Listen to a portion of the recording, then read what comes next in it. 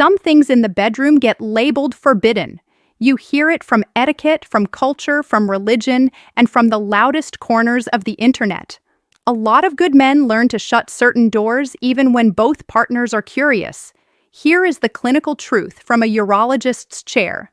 When there is trust, explicit consent, and clear boundaries, a few once taboo techniques can safely unlock intense arousal because they speak to the nervous system, not just the genitals.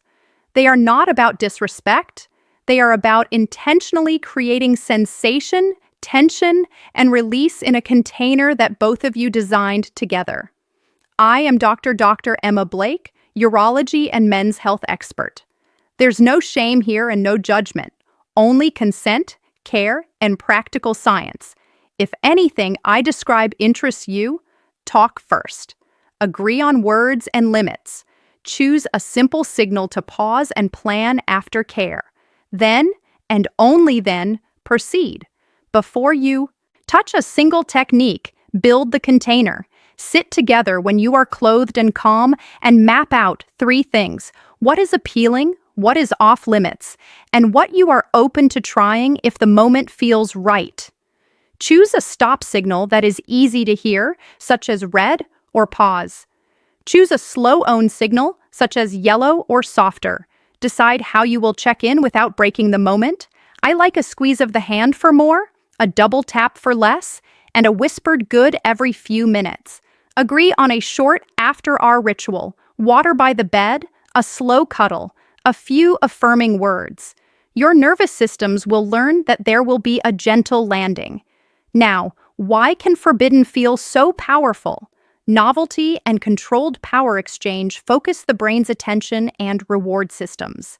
Add steady pressure and rhythm, and you recruit deep body pathways, pudendal and trigeminal nerve branches, stretch and pressure receptors in skin and fascia.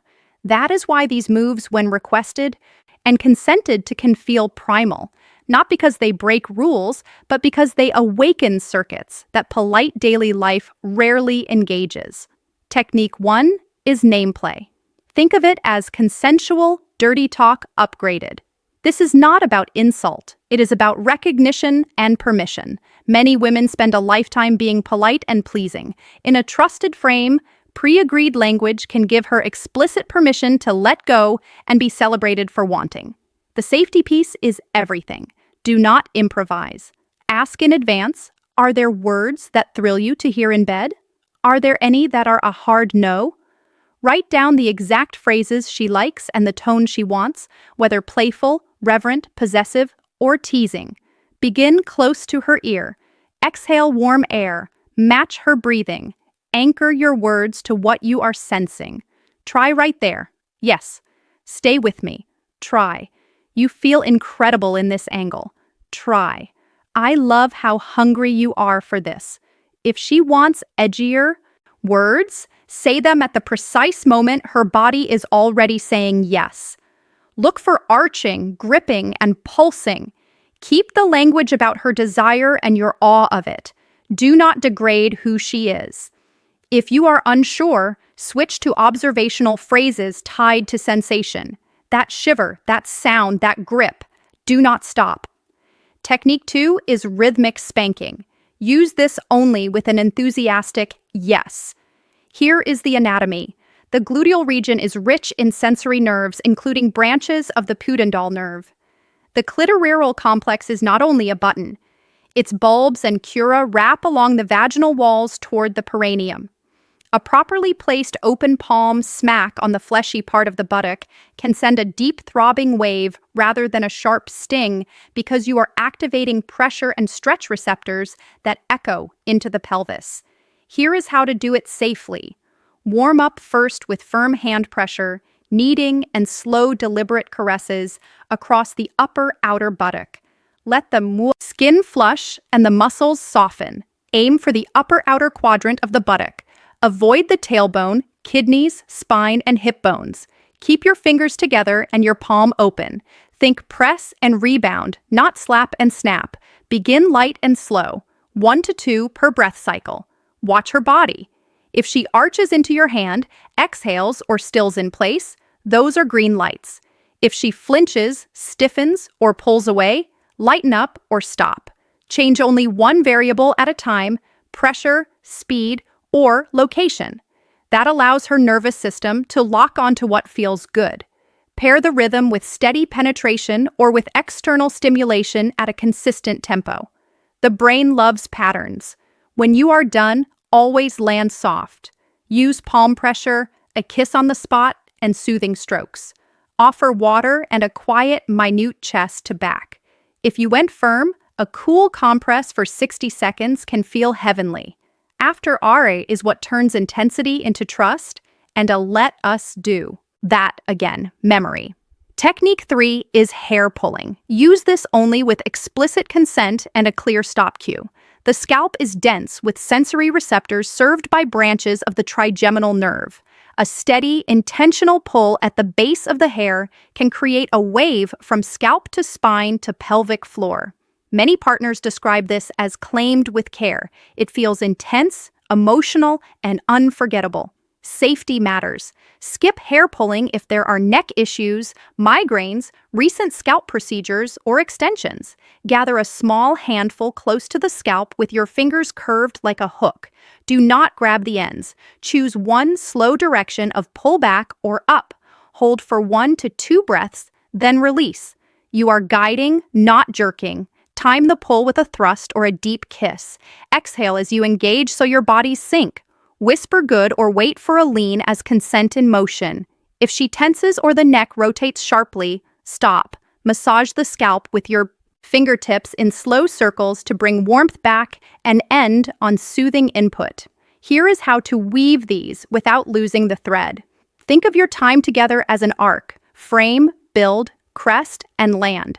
The frame is one sentence that invites and confirms. Try.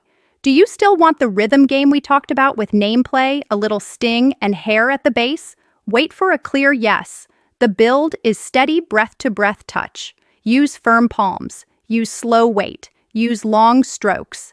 Whisper a first safe sentence tied to sensation. If she melts, add the lightest hair gather or a feather-light smack. Let the room fill with the rhythm you create together. The crest is the point where you increase pressure or tempo slightly, exactly as her body asks for it. This is where the edgier, agreed language belongs. Place it right when you feel her yes in your hands. The landing is where you ease pressure, soften the pace, and switch to holding and breathing. Tell her one thing you loved about how she responded. This is where oxytocin does its work, and the nervous system files the experience as safe and wanted.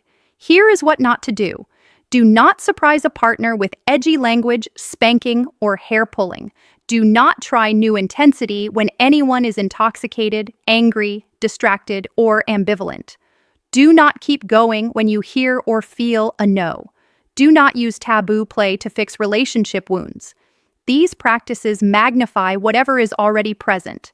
They are for couples who can be gentle and honest, not for testing loyalty or pushing boundaries to prove a point. Let us troubleshoot common missteps. If words feel awkward, start with observation and praise. You are shaking. Yes, there. That, right there.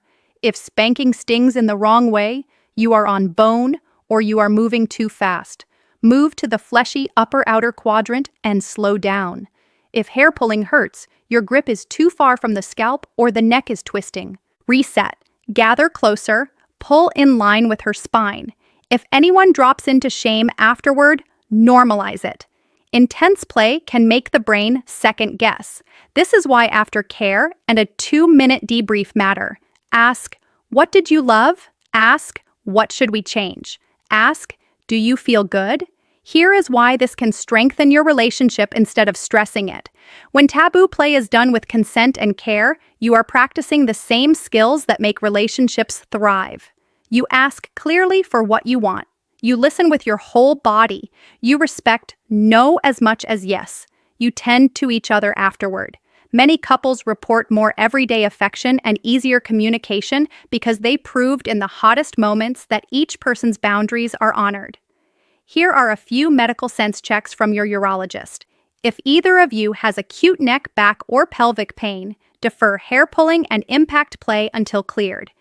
If there is a history of pelvic floor tension, prioritize relaxation techniques and external touch before adding rhythm or pressure. If you have erectile concerns, know that slower tempo, steady pressure, and full body contact are your friends. They reduce performance anxiety and support blood flow. If any sexual activity triggers pain, numbness, urinary burning, or bleeding, pause and get evaluated. Now, bring it together tonight slowly. Light the room softly. Keep water nearby. Have a small towel within reach. Put your agreement on the nightstand in one sentence. Begin with breath and wait. Speak only what you truly feel. Change one thing at a time.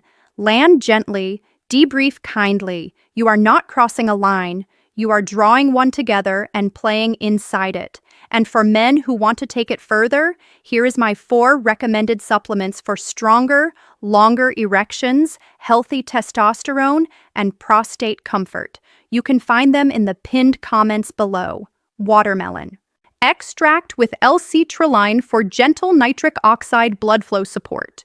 An advanced direction and performance blend with a carry-on, tonkat alley, fenugreek, nettle root, and citrine for circulation, stamina, libido, and urinary comfort.